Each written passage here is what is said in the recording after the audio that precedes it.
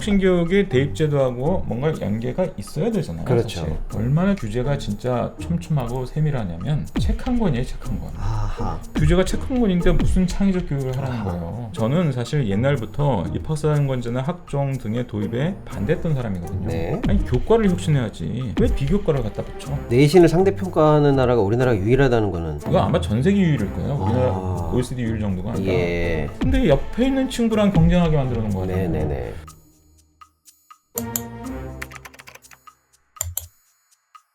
다만 저는 혁신학교의 약점은 있었다라고 생각을 해요. 네. 저는 크게 혁신학교 약점이 두 가지가 있었다고 생각하는데, 첫 번째는 뭐냐, 우리는 혁신학교 운동하신 분들이, 저는 혁신학교 초기부터 그분들을 많이 만났거든요. 심지어 혁신학교라는 이름이 되기 전부터, 그때부터 이제 그 선생님들 만나면서 그런 것들을 봐오고 있었는데, 근데 이게 이제 진보교육감이 마침 당선되고 늘어나고 하면서 이제 혁신학교라는 교육청의 사업이 되었죠. 예. 근데 이분들이 한 가지 놓친 게 있어요. 저는 그걸 구성의 오류라고 생각해요. 구성의 오류? 진흥자께서도 예. 경제, 금융 전문가니까 네. 아시잖아요. 경제 주체들의 합리적 행동이 모여서 굉장히 비합리적인 걸 만들기도 하잖아요. 그렇죠. 그 부분을 모은다고 전체가 되지 않아요. 그렇죠. 그 부분에 맞는 정책이나 목표가 있는 거고, 네. 전체에 맞는 정책이나 목표가 또 다른 차원에서, 그렇죠. 물론 뭐 전혀 관련이 없다는 얘기는 아니지만 다른 차원에서 있어야 돼요. 근데 이분들이 어떤 생각을 많이 했냐면, 알게 모르게 혁신학교를 모으면은, 그래서 늘리면은 교육혁신이 된다 라는 생각을 했어요. 그렇지 않죠. 네. 그럴 리가 없습니다. 네. 그건 구성의 오류죠. 경기도 같은 경우엔 전체 학교의 무려 절반 이상이 혁신학교로 지정되는, 이것도 일종의 코미디거든요. 아. 그러면서 절반까지 혁신학교가 늘어났습니까? 60% 넘을 거야 아마. 아이고. 그 정도로 늘어났습니다. 예. 근데 어쨌든 혁신학교가 이렇게 가속적으로 늘어나면서 일단 질 관리도 잘 안 됐을 뿐만 아니라, 생각해보세요. 혁신학교를 보편화한다는 게 논리적으로 말이 안 되잖아요. 공모제 학교거든요. 네. 공모제 학교인데 모든 학교가 공모가 돼서 다 그 공모 사업을 하게 된다? 모두 심사를 다 통과해가지고 좀 이상하지 않습니까? 아, 그러네요. 일단 이것 자체부터 논리적으로 좀 이상한 거예요. 네. 거기다가 진보 교육감, 그리고 이제 진보 정부로 일컬어지는 문재인 정부가 당선되면 뭘 해야 했겠습니까? 대대적인 학교 교육에 대한 규제 완화책을 펴야 했습니다. 네. 우리나라 혁신학교 가서 이제 진짜 현장에서 땀뻘 흘리면서 열심히 일하는 선생님들을 만나보면 하는 얘기가 있습니다. 그 얘기가 뭐냐, 혁신교육을 진짜 제대로 해보려고 그렇게 애써서 일을 해도 계속 혁신교육을 방해하는 역풍이 일상적으로 교육부 교육청에서 계속, 비유적으로 표현해보면 요리사한테 과업을 줬어요. 창의적 요리를 만들어라 네. 라고 하면서, 근데 식자재는 저기 마트에서만 사야 돼, 딴 데서 사면 안 돼,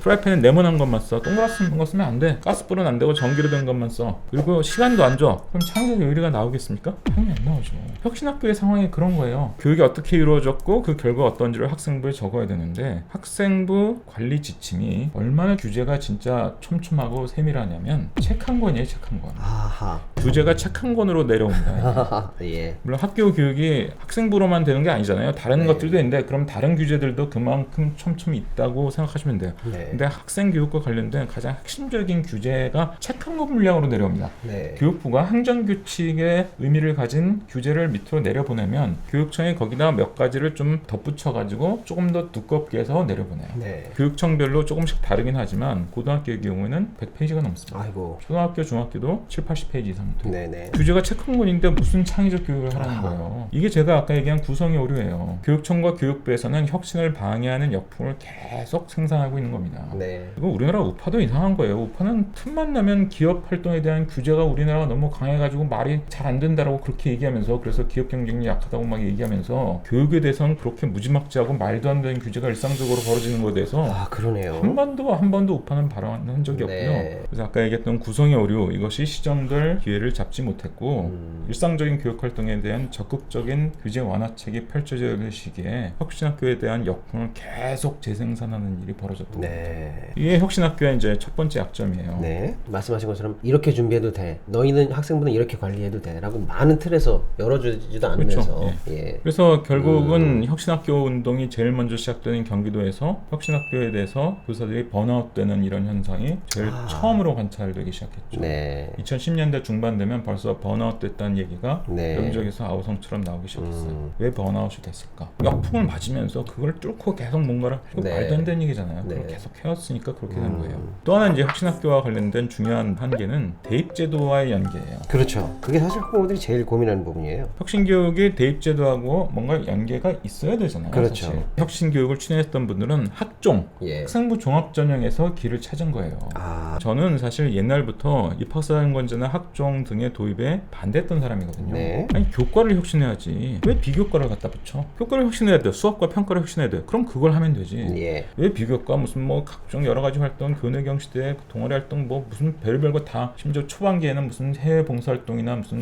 대학 연구실 활동까지 예. 뭐 이런 건 나중에 이제 금지됐지만 아니 이걸 하면서 무슨 교육을 변화시킨다고 그래? 이건 기회가 불평등한 영역이잖아요. 그렇죠. 학교 수업과 평가는 나름 기회가 평등한 영역이지만 그래서 대부분의 OECD 국가들을 보면 제가 OECD 35개국을 전수조사를 했는데 네. 대부분은 고등학교에서 출제하지 않은 외부 시험, external exam이라고 하는데 흔히 우리가 이제 대입 시험이라고 부르는 네. 거예요. 우리나라 수능, 네. 프랑스의 바칼로레아, 독일의 아비투어 시험, 영국의 A-레벨, 뭐 미국은 SAT 이런 대입 시험이 있고요. 네. 또 하나가 이제 내신 성적이 있어요. 네. 그럼 대입 시험 성적하고 내신 성적 두 가지 가지고 지지고 볶고 뽑는 거예요. 대부분의 나라들은. 네. 이 중에 영국이나 프랑스처럼 내신을 안 보는 나라도 있고 프랑스와 마크롱이 계약해서 내신 요즘 재작년부터 10% 반영했는데 원래 네. 내신 없었어요. 네. 스웨덴처럼 너 내신으로 대학 갈래? 대입 시험으로 대학 갈래? 네가 알아서 선택해. 핀란드도 내신 없죠. 대입 시험으로 가죠. 내신을 대입 시험과 합산하는 나라가 또 많아요. 네. 이런 나라가 제일 많을 겁니다. 독일도 그렇고 스페인도 그렇고 프랑스도 최근 그렇게 바뀌었고 네덜란드도 그렇고 호주도 그렇고 그러니까 내신 성적이나 대입 시험은 기회가 평등한 거잖아요. 네. 그렇죠. 학교에서 배우는 것과 관련된 평가. 그럼 대입 시험 한 나라 한시에 보는 뭐 시험. 그럼 다 기회가 평등하니까 본연에 맞는 것이기도 해요. 네. 근데 비교과라는 거는 뭐 기회가 불평등한 거잖아요. 거기서 별의별 일이 또 실제로 벌어졌고. 그래서 저는 처음부터 반대했는데 그럼 대입 시험을 없애면 되느냐? 굉장히 불합리한 거예요. 네. 특히 한국 같은 여건에서는.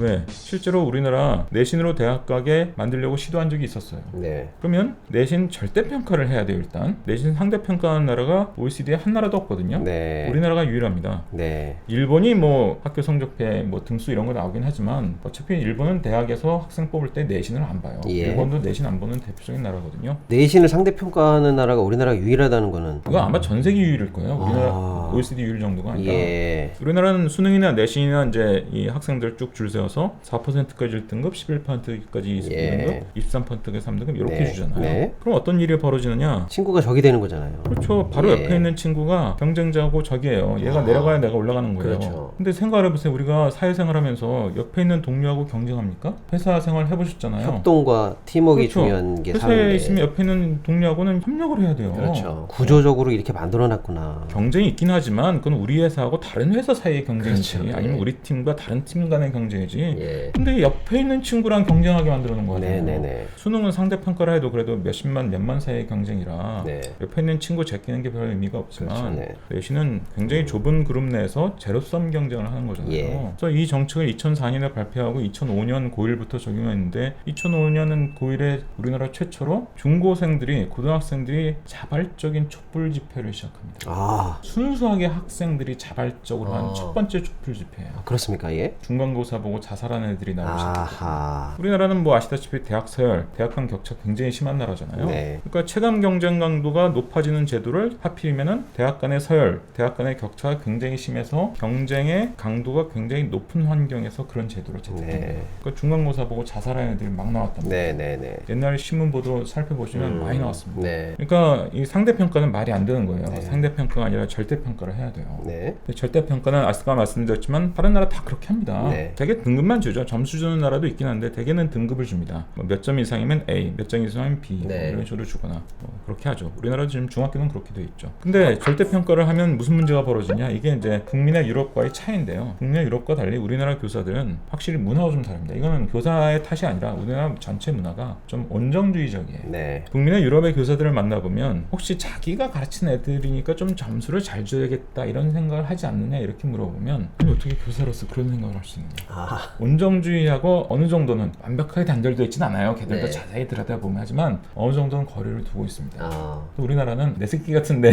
네. 내 자식 같은 내가 키운 정든 애들 점수 잘 주고 싶어하는 심리가 있고 이건 그렇죠. 교사 탓만은 아니에요. 예. 우리나라 사회가 아직 그런 문화가 있는 거예요. 네. 온정주의가 있고요. 또 하나가 이제 실적주의. 야 명문대 좀 많이 보내야지. 아. 학교 차원에서 시험 쉽게 내서 2005년 이전에는 수미양가 절대평가가 있었거든요. 네. ABCD는 아니고. 네. 95년에 있었던 5.3일 교육개혁 이후에 8, 9년 동안 그런 절대평가가 있었던 거예요. 우리나라 고등학교에. 그랬더니 온정주의 더하기 실적주의. 공개되지 않았던 당시 자료인데요. 강남에 있는 모 일부 고등학교에서는 주요 과목에서 수가 90% 이상 나오는 황당한 일들이 학점 막 인플레가 벌어졌습니다. 생겨버렸네요. 예. 그럼 상대평가하면 이건 말이 안 되고 네. 비합리적인 제도고, 절대평가하면 또 그 다 인플레이션 일으키고 이 틈바구니에서 내신으로 대학 가게 한다는 것은 적어도 지금 같은 대학 구조, 대학 서열 구조로 인한 강력한 경쟁의 자기장, 전 네. 자기장에 비유하는데 네. 이 속에서는 어렵다는 거예요. 네. 그래서 아무튼 이제 그럼 혁신학교와 대학교육과에 아까 우리가 지금 그래서 연계가 안 맞다. 혁신학교에서는 여기서 나왔는데, 예. 혁신교육을 추진했던 분들은 학종, 예. 학생부 종합전형에서 길을 찾은 거예요. 아, 학생부 종합전형의 장점은 뚜렷하죠. 학생부 종합전형은 이 기회가 불평등해 보이는 비교과가 들어가지만 내신 상대평가로 들어가거든요. 그리고 이제 또 세특이라고 해서 교사가 직접 써주는 학생 개개인별 세부 능력 및 특기사항이 있는데, 그래서 크게 보면 비교과, 세특, 내신 성적 네. 세 가지로 이제 학종이 이루어져요. 네. 근데 비교과에서는 뭐 당연히 부모 영향 많이 받고 네. 기회 불평등하겠지만 네. 우리나라 내신 성적이 상대평가라서 굉장히 안 좋은 제도인데 딱 하나 좀 긍정적이라고 할 수도 있는 그런 효과가 있어요. 대치동에 4%도 1등급을 주고 학력 수준이 좀 떨어지는 지역도 4% 아. 1등급을 주고 요 1등급과 저 1등급을 차별을 안 해요. 네. 이거 혹시 차등적으로 뭐 가산점 주는 거 아니야 해서 뭐 의심스러운 경우들이 있었고, 저도 굉장히 비판적으로 자세히 봤는데 차별 안 한 것 같아요. 네. 똑같이 준단 말이에요. 그러면 골고루 뽑히는 효과가 나죠. 예. 지역 균등 그래서 효과가 비강남 생기네. 예. 비율, 그리고 비수도권 비율, 중저소득층 비율이 정시 즉 수능 100%로 뽑은 거에 비해서 학종으로 뽑은 애들이 더 높은 비율로 나타납니다. 아. 그러니까 계층 상승을 촉진하는 효과가 분명히 나타나요. 음. 균등 선발 효과라고 전 부르거든요. 네. 요약해 보면 비교과로 인한 기회 불평등을 내신 상대 평가에 의한 균등 선발 효과가 상쇄하고도 남는 거예요. 아. 정시 즉 수능 100%로 뽑은 학생에 비해서 오히려 이쪽이 더 골고루 뽑히는 효과가 관측이 됩니다. 네. 이게 내신 상대 평가 때문이거든요. 근데 어쨌든 학종은 그래서 뚜렷한 장점이 있어요. 일단 균등 선발 효과 또는 계층 상승을 촉진하는 효과는 분명히 있는 거예요. 네. 또 하나가 있는데 아까 말씀드린 세특이라는 거 있죠. 네. 세부능력 및 특기사항 네. 이런 걸 뭐 적게 하다 보니까 교사가 아무 생각 없이 뭐 침판에 판서만 하고 받아 적어 이런 수업만 했다가는 써줄 거리가 한마디도 없는 거예요. 아. 뭘 써주겠어요. 이게 좀 다양 활동도 시키고 그래야 얘가 무슨 과학 교사로서 애들 뭐 이런 실험지도를 해봤더니 얘가 실험을 설계하는 능력이 뛰어나더라 이런 네. 걸 적어줄 거 아니에요. 네네네. 그러니까 그냥 고질적인 주입식 수업만 답습했다간 이런 써줄 거리가 없으니까 아. 이 세특으로 말미암아 학종과 거기에 들어가는 세특으로 말미암아 수업의 연구도 좀 진취적으로 하시게 되고 아. 뭐 수업 방법론도 좀 바꾸게 되고 이런 교사들이 늘어난 거예요. 이건 그러겠네요. 명백하게 긍정적인 효과죠. 네. 그래서 공교육 개선 효과 및 계층 상승 촉진 효과에 있어서는 학종에 분명히 장점이 있었어요. 네. 그러나 다소야 대중들은 어떤 부정적인 경험을 했느냐, 반칙이 너무 많아. 네. 비교과에서 그렇죠. 반칙 뭐 네. 일상적으로 많이 일어났고요. 네. 세특에서도 사실 반칙이 일어나요. 네. 심지어 지금까지도 야 내가 세특 써야 되는데 뭐 쓰면 좋을지 니들 한번 써와봐, 이런 부적절한 행동을 하시는 그래요? 교사분들이 아직도 있어요. 아. 전 학생들 목소리 그냥 네. 다이렉트로 듣는 루트를 확보하고 있거든요. 네네네. 아직도 그런 선생님들이 있습니다. 아. 그러니까 일단 반칙에 대한 어떤 혐오, 반감 이런 네. 게 이제 있는 거고요. 예. 또 하나가 뭐냐면 힘들어 죽겠다는 거예요. 애들이 가뜩이나 우리나라 경쟁전도 높은 속에서 철인 5종 경기를 하고 있는데 예. 할 거리가 챙길 거리가 늘어나니까 네. 철인 10종 경기로 늘어나는 거예요. 아. 원래 얘기로 돌아가 보면 네. 그래서 교육계에 있는 분들은 사실은 진보나 보수나 대체로 정시 즉 수능 100% 선발을 싫어했어요. 네. 학종을 많이 지지했습니다. 2018년에 대입 공론화 논쟁이 있었지만 기억하실 거예요. 그때 보수 교육감들도 다 학종 지지했어요. 네. 대구의 강은희 교육감 이런 분들 대문짝망하게 인터뷰하면서 정시 늘리는 거 비판했습니다. 네. 지금도 장관하고 계신 이조 장관이 예전부터 입학사정건지 학종을 늘리고 수능을 약화시키는 것을, 심지어 이분은 어떤 말을 공공연히 하냐면 실제로 보도도 많이 됐어요. 나는 수능이 없어져야 할 시험이라고 생각한다. 네. 이런 말씀도 많이 하셨던 분이에요. 그러니까 학종이냐 수능이냐 수시냐 정시냐 이 네. 논쟁은 정치적 논쟁이 아니에요. 네. 좌우 논쟁, 진보 보수 논쟁이 아니에요. 엘리트와 대중 간의 논쟁이에요. 아. 보수 엘리트가 시작한 그리고 급격하게 끌어올린 입학사정관제 또는 이름을 나중에 바꾼 학종이라는 것에 네. 진보 엘리트가 올라탄 거예요. 아하. 왜? 이런 방식으로 잘하면 혁신교육을 대입제도와 연결시킬 수 있겠다라고 희망을 가지게 된 거죠. 아. 몇 가지 실제로 근거가 있었고요. 예. 근데 대중들은 이미 엄청난 부정적 경험을 많이 했거든요. 네. 뭐 반칙이 맨날 일어나. 그렇죠. 거기다가 야 5종 경기도 죽겠는데 10종 경기 하라고. 네. 파퓰리즘이라는 게 정치학 정치학적 의미가 있다는 거 아시죠? 우리는 단순히 그냥 인기 영합적 정책을 파퓰리즘이라고 흔히 얘기하는데 원래 정책의 의미가 있잖아요. 네. 엘리트와 대중을 구분하고 자기들이 대중의 이익에 복무하는 정치 세력인 것처럼 네. 주장하는 것이 정치학적 의미의 파퓰리즘이에요. 네. 좌파 파퓰리즘도 있고 우파 파퓰리즘도 있는 거예요. 네. 유럽 가면 그렇잖아요. 네, 좌파 네. 파퓰리즘 정당도 있고 우파 파퓰리즘 정당도 있잖아요. 그렇죠. 예. 그런 거거든요. 우리나라 역사상 거의 최초로 일어났던 파퓰리즘적 구도의 논쟁이었던 거예요. 예. 좌우 엘리트가 합작해서 학종으로 가고 싶어 했는데 대중은 강하게 반발한 거죠. 아하. 그거 아세요? 정당 지지자 그룹별로 얼마나 정시, 즉 수능을 좋아하냐를 여론조사한 게 있어요. 아, 재밌네요. 당시 우리나라에서 제일 정시, 즉 수능 위주 전형의 예. 찬성률이 높았던 집단은 정의당 지지 집단이었어요. 아. 제일 그 비율이 낮은 집단은 당시 보수 정당 지지 집단이었고요. 아하. 중간쯤이 민주당 지지 집단이었어요. 네. 그러니까 이게 진보 보수 논쟁이 아니라는 걸 또 아. 다른 측면에서 보여주는 거죠. 예. 그래서 얘기가 이제 두 차원이 이제 만나는 거죠. 대입제도를 어떻게 혁신교육과 연결시킬까 하다가 보수 엘리트들이 추진하던 학종이라는 것에 올라탔다. 네. 그것을 통해서 뭔가 심지어 대학 체제에 큰 개선이 없어도 잘하면 뭔가 이걸 더 키워볼 수 있겠다라는 생각을 한 거예요. 네. 혁신교육은. 아하. 근데 이제 대입 공론화 등을 거치면서 강한 역풍을 맞은 거죠. 네. 크게 보면 지금 두 얘기 하신 거죠? 예, 그래서 혁신학교는 네. 크게 두 가지 약점이 있었다. 예. 혁신학교에서 해야 될 것과 교육청 또는 교육부 차원에서 해야 될 것이 굉장히 다른 차원이었는데 예. 마치 혁신학교를 늘리면 교육혁신이 되는 것처럼 네. 사고를 했다. 예. 그래서 교육청 또는 교육부에서 해야 될 일을 철저히 방기했다. 그렇죠. 두 번째로 대입제도와의 연결을 학종에서 찾았는데 아. 거기서 굉장히 큰 미스매치가 일어났다. 그렇죠. 대중은 거기에 대해서 강력한 반감을 가지고 있었던 것이죠. 예. 하하. 이런 구조적인 말씀 선생님 말고는 해주시는 사람이 대한민국에 한 명도 없는 것 같은데. 저 말고 생각하는 분이 있을 수도 있죠. 제가 못 근데 들어봤어요. 못 하시는 것일 수도 있고 안 하시는 것일 수도 아. 있어요. 근데 제가 경향신문에 쓰는 칼럼 제목이 이범의 불편한 진실이거든요. 맞아요. 제가 지금 이렇게 말로 토로하지만 언젠가 예. 이거 칼럼으로도 쓸 거예요. 아, 너무나 중요한 말씀이시네요.